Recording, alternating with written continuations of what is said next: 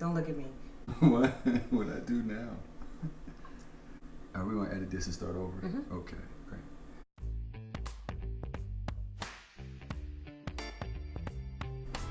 All right, so what do we do now? We're gonna answer some questions. Okay. This is Jay Raymond. And this is Michelle Ryan. And we just got engaged. What, 3 weeks ago now? Which is weird. Ah! Okay. Even though we've been together a little over a year, our relationship has actually been pretty private. And so we thought, before we make an announcement, we thought we would sort of do a This Is Us. Isn't he lovely? Okay, here we go. All right. So some of you sent us some questions, and so we're gonna answer some of those questions. You ready? You ready? You ready? I'm ready. You ready? Are you ready? Mm-hmm. I was ready 3 weeks ago. Okay. All right. Well, first we'll just do the background. Who are you? Where are you from? What's your story? I am from the Northeast by virtue of Delaware. I claim Delaware because that's where my two sons drank their first drink. Oh, Water, of course, folks. gotcha. Now I have a 14-year-old and an 18-year-old son, divorced, going to be married again, and never divorced again. I'm Michelle. I have been single my whole life, no kids. I was born and raised in Mississippi. Been in Seattle since like 1985, so I've been here a long time. Seattle, now live in Portland. I have a background in theater, ministry, music, community development stuff, and I work at a university. I work at Warner Pacific University in Portland, where I am a campus pastor and an instructor. That is awesome. I didn't know all those things about you too, by the way, so I What probably go back things? and watch the video. Just kidding. They're the oldest of 5 brothers, 3 sisters. Oh, I'm the second of 6. I've been out here since 2012. My profession ranges from being involved in human services and/or fitness training. I love working with youth. I love working with adults in terms of establishing a healthy lifestyle. And I do that, either as an independent contractor for. This is too much. It's a lot. Okay, that's not what they want to know. Right. Moving on. One question that people have been asking us is where or how did we meet? So the answer to where we met is at a Nate Jackson comedy show in Tacoma. How we met was online. That's right. I was looking for a pen pal. And That's what he said. I believe that her profile said the same thing. Did it? Yes. Oh, Well, it's good that she doesn't remember. That means she got rid of the profile. I definitely got rid of the profile. You got rid of your profile like a couple days after we met. Next question. And so we just sort of had a back and forth for a couple minutes, a couple exchanges. And then I said, well, me and some friends are going to the Nate Jackson comedy show for my birthday. If you want to come, come. I didn't think nothing else about it. To my surprise, he came. He drove all the way from Kirkland to Tacoma. Because he was a little bit late, the comedians on stage commenced to make fun of him for the next 45 minutes. I'm sure. Whose birthday is it? Michelle. Michelle? Yeah. Yes. Michelle, you so pretty. Is that your man? No. She said no. He's just a friend. Just a friend. Are you single, Michelle? Yes. Oh. You ain't got no man? No. Oh. And this nigga paid for the drinks tonight? I hope so. Did you pay for the drinks? You didn't pay for the He was Michelle. late. He was late. He got here late. You got here late on her birthday?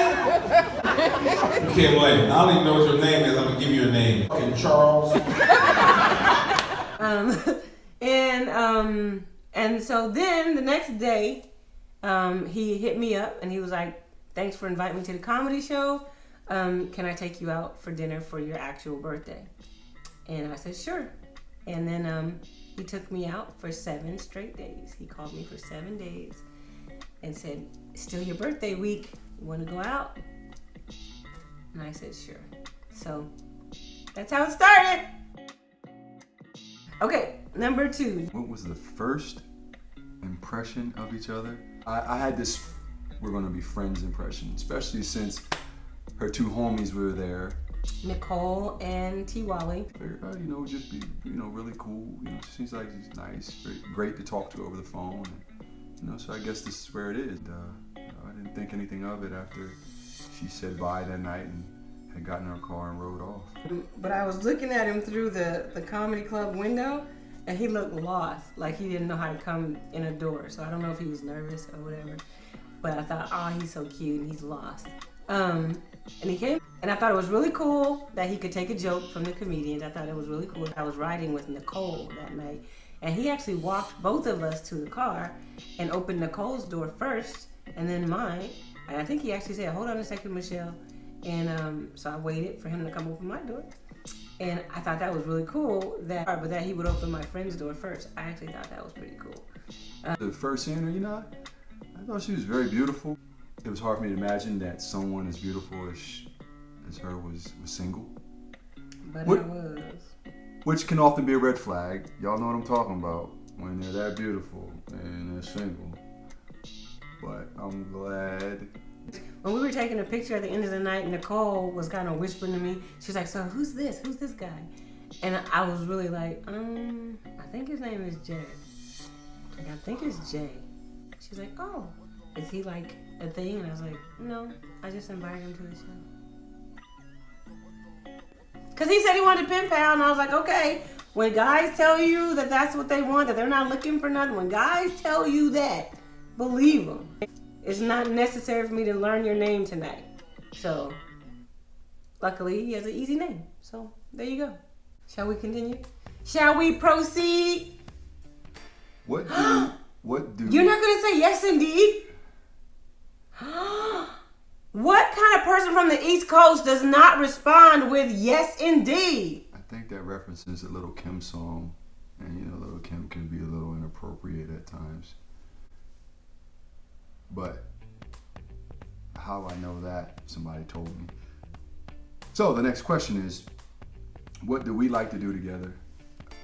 I just enjoy being in her presence, like sitting right here on the step, and you know, filming this video. Like, I'm just enjoying being in her presence, just talking, and I've learned to enjoy going to plays and going to concerts, and, you know, and even going back to church. You know, it's something I struggled with, and I enjoy going now. And I always go and look to. Before Michelle, I always went to church to look to receive something, but I really look forward to going to church because of her background. She's able to help me to expand upon my Christian views and make it applicable to everyday life. So Honestly, whatever we do together, I just like having him around. And so that stuff. And I think when we first started hanging out, we were a little bit hesitant to sort of be there for each other in the ways that we are really skilled. So like I tried to like play low key on the church stuff. And, you know, I think he kind of tried to play low-key on the health and fitness stuff. But then, like, I don't know, a few months in, we were like, it doesn't make sense that we would withhold from each other the thing that we're really good at. We just have to do it in a way that, you know, is respectful and is loving. You should answer this. How is dating long distance? it's tough. It's really tough. You know, dude, you can only get to know so much about a person, and it's almost like if you're in that person's presence all the time, you can get to know them even more. What? That whole perfect thing I've given up on a long time ago. I'm not perfect? A list. Is that what you said? I'm not perfect. I was just referring I'm to not myself. perfect for you? I was referring to myself. Oh, that's true. You're a good-looking imperfect. She keeps interrupting me. You're really trying to get to know this person, and you have to get to know them through technology, through text, through FaceTime, through email, through phone conversations. But what it also does, I must say this, you're holding your Christian values true, and you're also trying to refrain from any form of being intimate, it also allows you to kind of build a relationship, because if you're always around that person, obviously temptation can build a lot of different ways. So it definitely did that part in terms of allowing our relationship to build based on how, what we like about each other intellectually and spiritually. Not just our energy. Yeah, not just our energy. Energy I'm talking about there. And so whenever we talk about our long distance relationship, I think it's funny because from the moment I moved back to Portland, Jay essentially drove to Portland every single weekend. If we lived in the same city out the gate, I probably would have been overwhelmed because my life was busy, my work was busy, just my schedule was really busy before we met, and it still is. This long distance relationship was perfect because there was a geographic buffer. I'm not kidding. From the second week I got back home to Portland, the first week I came back to Portland, he invited me to dinner in Centralia. The next weekend literally started a full year of Jay driving to Portland. I've never had to ask him to drive to Portland. Never had to twist his arm. Nothing. He just always did. I think it was even. She doesn't see it being even. I think It wasn't even. It wasn't even. Here's the thing. This is gonna sound really bad on my part, but he would come to Portland just to see me. When I came to Seattle, I was coming for other stuff and then the benefit of seeing him. But he would drive to Portland just to see me. High five. High five. Okay, moving on.